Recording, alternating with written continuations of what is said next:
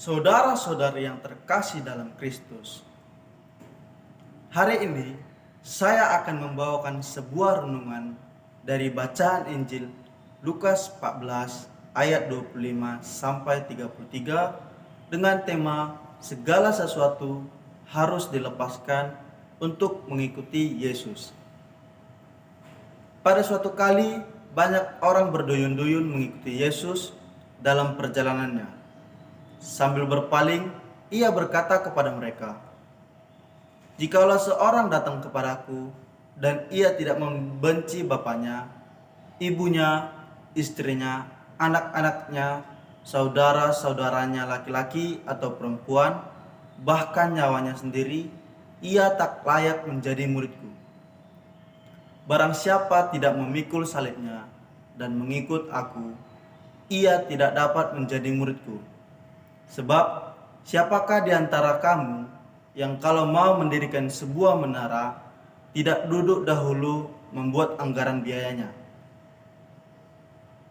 Kalau cukup uangnya untuk menyelesaikan pekerjaan itu, supaya jika ia sudah meletakkan dasar dan tidak dapat menyelesaikannya, jangan semua orang yang melihatnya mengejek dia sambil berkata, 'Orang itu mulai mendirikan, tetapi ia tak sanggup menyelesaikannya.' Atau, raja manakah yang kalau mau pergi berperang melawan raja lain, tidak duduk dahulu untuk mempertimbangkan apakah dengan 10.000 orang ia sanggup menghadapi lawan yang mendatanginya?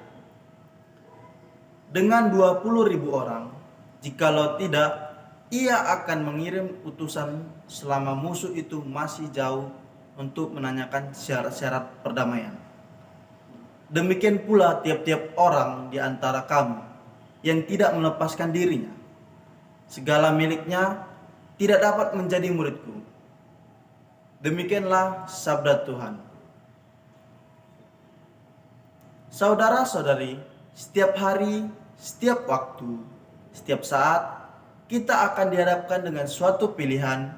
Mulai dari bangun tidur, kita sudah dihadapkan pada suatu pilihan: mandi, olahraga, atau masak, atau menyuci, atau memegang HP, dan bermain game, dan lain-lainnya. Dalam setiap pilihan, tentu selalu memiliki resiko atau konsekuensi, entah itu besar atau kecil. Karena itu, kita dituntut untuk membuat keputusan atas pilihan keputusan yang kita ambil, baik menyenangkan atau sebaliknya. Oleh sebab itu, kita perlu membuat keputusan yang cerdas agar pilihan tidak sampai membawa kita kepada hal buruk ataupun penyesalan. Saudara-saudari, pada pembacaan yang baru kita dengar, dijelaskan bahwa banyak orang berduyun-duyun mengikuti Yesus. Dalam perjalanannya sungguh mengharumkan dan mengagumkan sikap orang banyak tersebut. Tetapi, mengapa orang banyak berduyun-duyun mengikuti Yesus? Pasti adalah alasan tertentu. Ternyata, banyak orang mengikuti Yesus tertarik kepada Dia sebab Yesus akrab dengan khususnya menyerahkan penderitaan, entah karena kemiskinan, juga karena penyakit. Yesus tidak pernah berusaha mempengaruhi rakyatnya supaya mengikuti Dia secara brutal atau ikut-ikutan. Oleh karena itu, Yesus menyadarkan mereka bahwa mengikuti Ia bukan sesuatu yang mudah. Mengikuti Yesus tidak cukup hanya karena kagum atau terpesona, karena mukjizat-mukjizat atau penyembuhan yang dilakukan, atau lewat makanan yang diberikannya. Tetapi setiap orang mengikuti Dia perlu sejumlah syarat. Syarat dipenuhi agar setiap orang dapat disebut murid Yesus yang sejati, yakni pertama, membenci ibu, bapak, suami, dan atau anak-anak, saudara laki-laki atau saudara perempuan, bahkan nyawanya sendiri.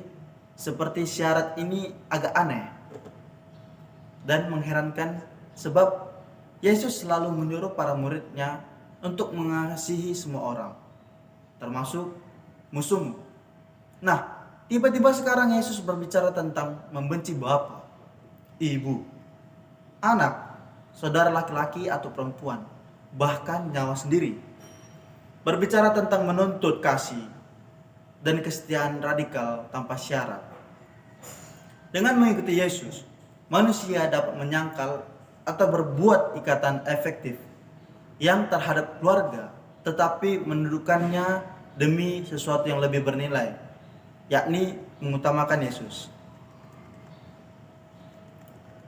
Syarat kedua adalah memikul salib. Berarti menerima dengan lapang dada segala hal yang kurang menyenangkan, yang mensengsarakan sebagai sarana keselamatan kita atau tanda kehendak Allah yang bila diterima dengan baik dan ikhlas dapat mendatangkan kerajaan Allah.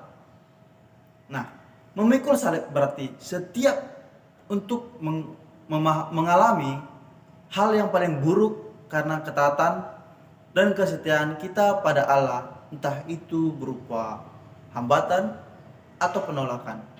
Bisa juga fitnah atau penganiayaan atau makian dan lain sebagainya. Memikul salib berarti kesiapan dan kemauan dengan berbagai hal yang tidak diinginkan demi mengikuti Yesus. Dan syarat yang ketiga adalah mengikuti Ia berarti berjalan di belakang Dia, mengikuti Dia di jalan hidupnya dengan hidup bersama, berbagi nasib, menyerahkan hidup kepada orang diikuti dengan segala konsekuensi yang ada. Saudara-saudari yang terkasih, ada begitu banyak yang mengikuti Yesus dan sungguh bangga menjadi pengikut Yesus. Saya yakin kita juga bangga sebagai pengikut Yesus. Namun perlu kita refleksikan lagi ketiga syarat tadi agar pilihan kita tidak membuat kita menyesal, tetapi bahagia atas pilihan kita.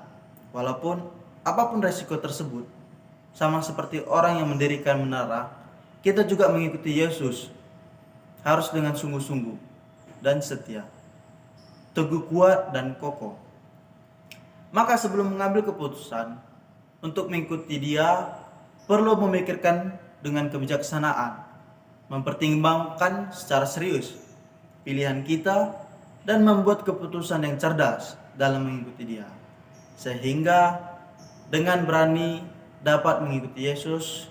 Keputusanku, ku tak ingkar, dan Tuhan besertamu.